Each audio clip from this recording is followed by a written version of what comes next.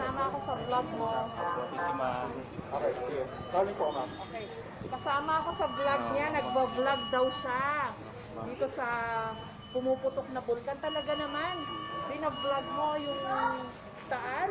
Ito dinayo mo rito. Kasi pambihirang pagbatong po ito. Hindi katulad ng bagyo na taong-taong po ay dumadating. Ito, naisipan kong punta rito dahil ano to eh. Kung dumadating po ito, dekada, centuries. So, yun po ang matanda sa akin kasi gusto mo makita ang nature ng paano umabot sa sakado. Okay, mahilig po ako sa nature. So, Ano pangalan niyo po? Ed Verano po. Ed Verano, taga-Samar po. Ed Verano, taga Samar. Kino-cover ko siya. Kino-cover din niya ako. Kasi nagla-live vlog din siya habang ini-interview ko siya. Salamat. Ingat ka ha. Salamat po, ma'am.